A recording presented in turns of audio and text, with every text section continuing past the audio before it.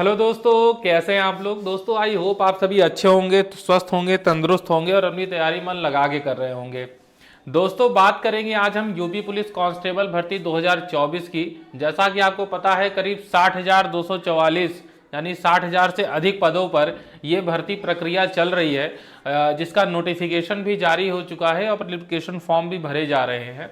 दोस्तों पिछले कई दिनों से नोटिफिकेशन आने के एक दो दिन पहले से ही इसके जो एग्जाम डेट से रिलेटेड कुछ वायरल पोस्ट चल रहा था, कुछ चीज़ें वायरल हो रही थी।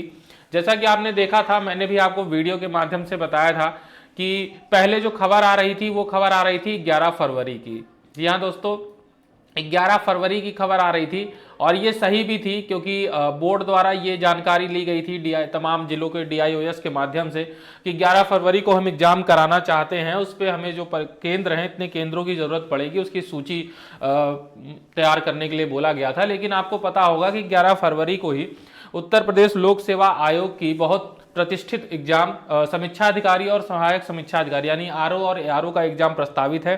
इस वजह से मैंने भी आपको जानकारी दी थी, तमाम अन्य चैनलों वालों ने भी बताया था कि बहुत संभावना है कि 11 फरवरी को आपका एग्जाम नहीं हो पाएगा। ठीक है, लेकिन दोस्तों एक और उसके बाद दूसरी पोस्ट वायरल हुई थी जिसमें 18 फरवरी ये आशंका जताई जा रही थी कि आपका एग्जाम हो सकता है, और आज उस पर मुहर लगते हुए एक बहुत बड़ी जानकारी सामने निकल करके आई है। जो आपका एग्जाम डेट है वो 18 फरवरी फिक्स हो चुका है, यानी 18 फरवरी को ही आपका एग्जाम होना है।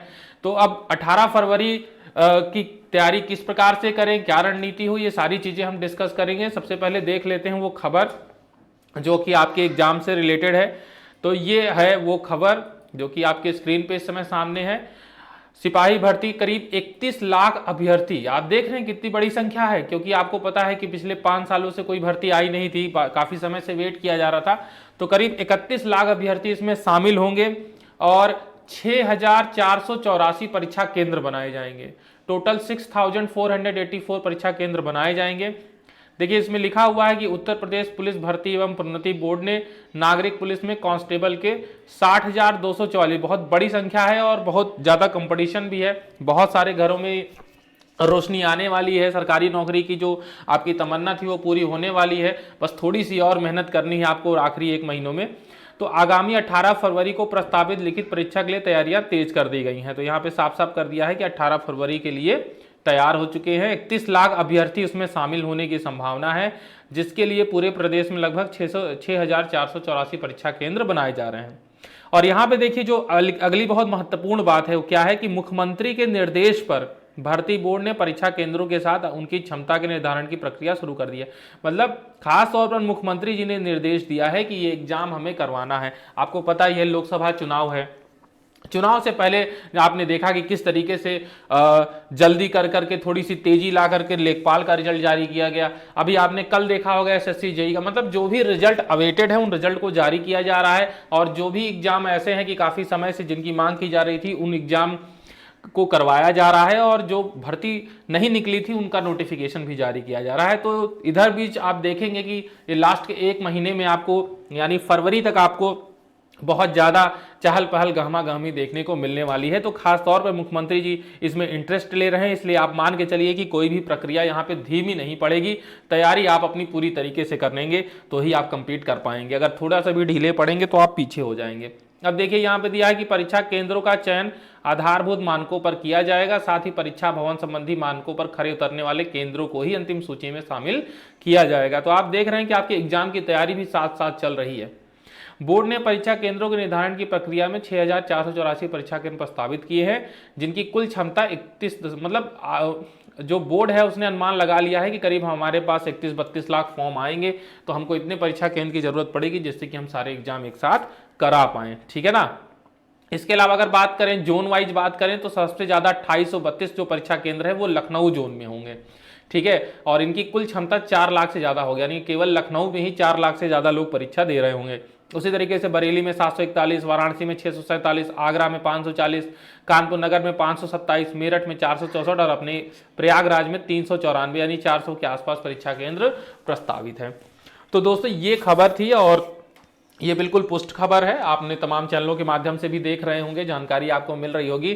तो 18 फरवरी की जो डेट है मेरे भाइयों, आप उस डेट को लॉक कर लीजिए और इस डेट के अकॉर्डिंग आप अपनी तैयारी करिए। देखिए आप तैयारी तो काफ़ी समय से कर रहे थे, पिछले 1-2 साल से आप इसी अंदेशे में थे कि कब भर्ती आ जाएगी, कब भर्ती आ जाएगी। तो तैयारी आपकी हो जानी चाहिए। बस आपको क्या करना है, आखिरी 1 महीने में, अब कोई नया पढ़ने का समय नहीं है।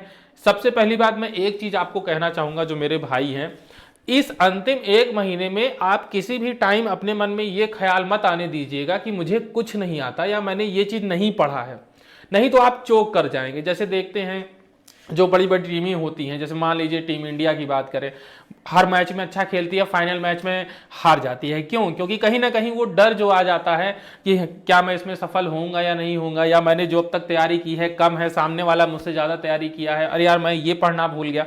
तो ये सारी चीज़ें अगर आपके दिमाग में आएंगी तो आप 100% चोक कर जाएंगे। तो इससे बचने का सबसे अच्छा उपाय ये है कि अब आप कोई नया चीज़ नहीं पढ़ेंगे। जो आपने अब तक पढ़ा है, आपने तैयारी की है 1-2 साल में, 6 महीने में, सब अब समय आ गया है कि उसको अच्छे से रिवाइज किया जाए। आप बहुत ज़्यादा पढ़ लें लेकिन आप रिवाइज ना करें तो आपके किसी काम का नहीं है, ठीक है ना। आप 10 बुक खत्म कर दें एक साथ, वो आपको उतना फायदा नहीं देगा, बल्कि अगर आप एक ही बुक को 10 बार पढ़ेंगे तो वो आपको ज़्यादा फायदेमंद होगा। ये चीज़ मेरी नोट कर लीजिएगा, ये मैं अपने पर्सनल एक्सपीरियंस से भी बता रहा हूँ। अगर आप किसी दूसरे से भी पूछेंगे तो भी आपको वो यही सलाह देगा। तो भाइयों मेरी आपसे रिक्वेस्ट है कि कुछ आपको नया नहीं पढ़ना है और ना ही अपने दिमाग में ये आने देना है कि मुझे कुछ नहीं आता। अब अपने दिमाग में बस आपको यही चलना चाहिए कि आपने जितना पढ़ना था आपने पढ़ लिया और आपको सब कुछ आता है। बस जरूरत है आपको रिवीजन की। किसकी जरूरत है? तो रिवीजन की जरूरत है, और आपको रिवीजन स्टार्ट करना है। अगर आप ये मान के चलें कि आपने कितना भी पढ़ा है 2 सालों में, 6 महीने में, अगर आप रिवाइज नहीं करेंगे तो आप निश्चित रूप से परीक्षा में वो डिलीवर नहीं कर पाएंगे। तो मेरे भाइयों अब अपना रिवीजन प्लान बनाइए, रोज मॉक टेस्ट लगाइए और अपना रिवाइज करिए, ठीक है। मॉक टेस्ट 1-2 जो भी आप लगा सकते हैं डेली लगाइए, और अपना जो पढ़ चुके हैं उसको रिवाइज जरूर करिए, और अच्छे मेंटेलिटी के साथ, फ्रेश मेंटेलिटी के साथ एग्जाम देने जाइए, ठीक है ना।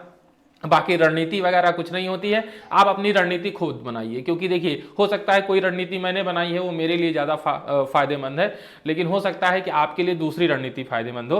तो सबसे पहले आप अपने आप को पहचानिए और खुद की रणनीति बनाइए। बाकी की कोई रणनीति आपको बैगेज लेके चलने की जरूरत नहीं है। बाकी अगर आप कुछ जानना चाहेंगे, कोई आपके मन में संशय है कैसे एग्जाम की तैयारी करें या क्या है, तो आप हमें कमेंट बॉक्स में कमेंट कर सकते हैं, पूछ सकते हैं। और अगर ये वीडियो 0.1% भी अच्छी लगी हो तो हमारे इस वीडियो को लाइक जरूर कर दीजिएगा। एक लाइक, कुछ नहीं लगना है, कोई पैसा नहीं लगना, बस एक लाइक कर दीजिएगा।